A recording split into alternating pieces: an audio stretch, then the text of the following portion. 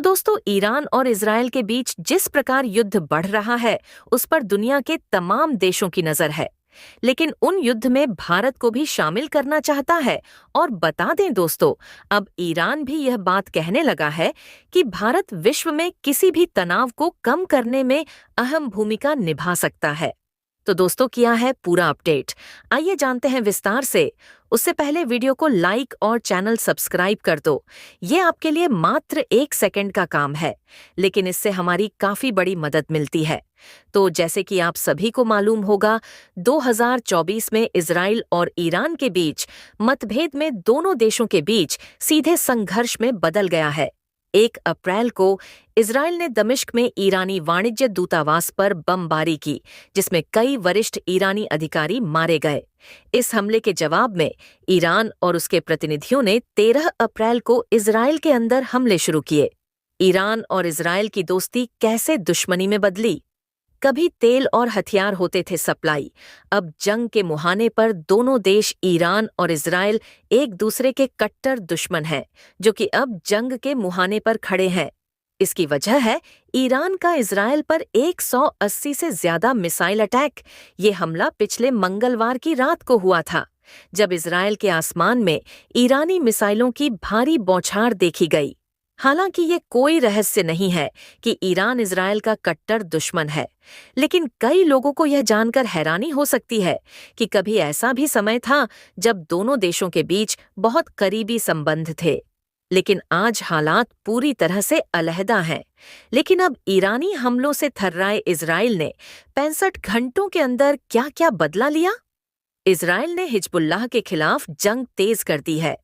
Lebanon में IDF के ground operation में अब तक हिजबुल्लाह के 80 लड़ाके ढेर हो चुके हैं और 150 से ज्यादा ठिकाने तबाह किए जा चुके हैं। इस दौरान इजराइल ने न केवल नसरल्लाह के दामाद को मार गिराया, बल्कि हिजबुल्लाह चीफ के उत्तराधिकारी हाशेम सफीद्दीन के मारे जाने का भी दावा किया जा रहा है। ईरान ने इजराइल पर मंगलवार की रात करीब 10 बजे सैकड़ों बैलिस्टिक मिसाइल दागी। हमले के तुरंत बाद इजरायली प्रधानमंत्री ने बदला लेने की कसम खाई और IDF, इजरायली डिफेंस फोर्स, ने लेबनान में अपनी कार्रवाई और तेज कर दी। इजराइल ने सीधे तौर पर अभी ईरान के हमले का जवाब नहीं दिया है, लेकिन हमास और हिजबुल्लाह को बड़ी चोट पहुंचाकर इजराइल ईरान से बदला लेना शुरू कर चुका है। दरअसल इजराइल की सेना ने हिजबुल्लाह के खिलाफ जंग तेज कर दी है। लेबनान में IDF के ग्राउंड ऑपरेशन में अब तक हिजबुल्लाह के 80 लड़ाके ढेर हो चुके हैं और 150 से ज्यादा ठिकाने तबाह किए जा चुके हैं।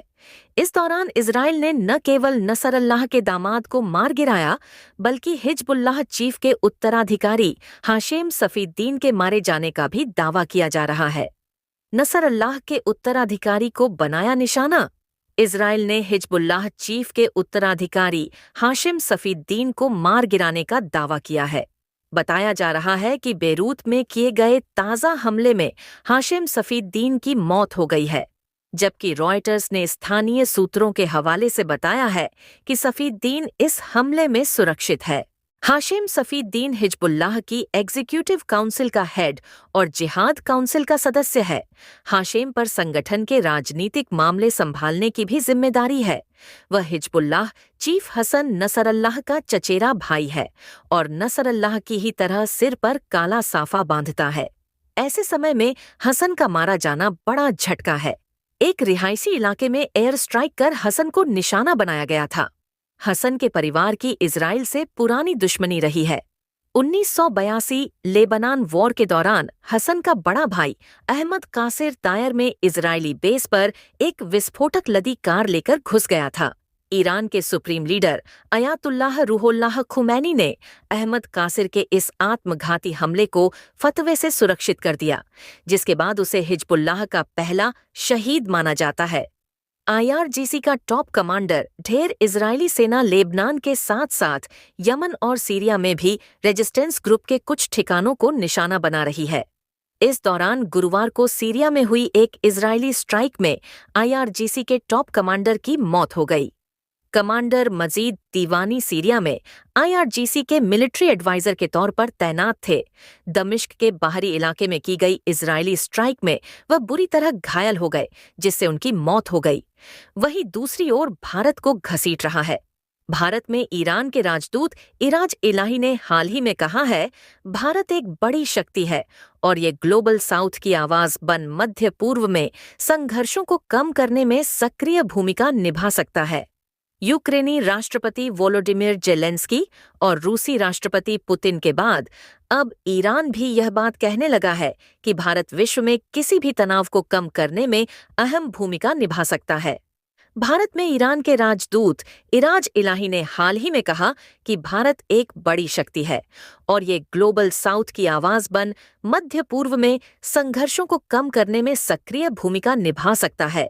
ईरानी दूत का ये बयान ऐसे समय में आया है जब हिजबुल्लाह चीफ हसन नसरल्लाह की मौत के बाद ईरान और इजरायल के बीच सीधे जंग की संभावनाएं बढ़ गई हैं।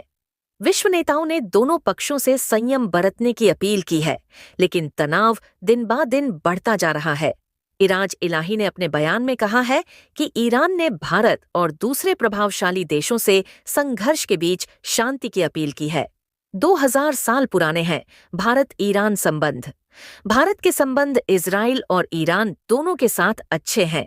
इसी वजह से विश्व शक्तियां भारत को मध्यस्थ के रूप में देख रही हैं। इलाही ने कहा, भारत के इजराइल के साथ भी अच्छे रिश्ते हैं, लेकिन ईरान के जितने पुराने नहीं हैं। भारत और ईरान के रिश्ते करीब 2000 साल पुराने हैं। इलाही ने यह भी कहा कि ईरान उम्मीद करता है भारत अपने इन्फ्लुएंस का इस्तेमाल मध्य पूर्व में तनाव कम करने के लिए करेगा। तो दोस्तों, आज के लिए इतना ही। जय हिंद, जय भारत।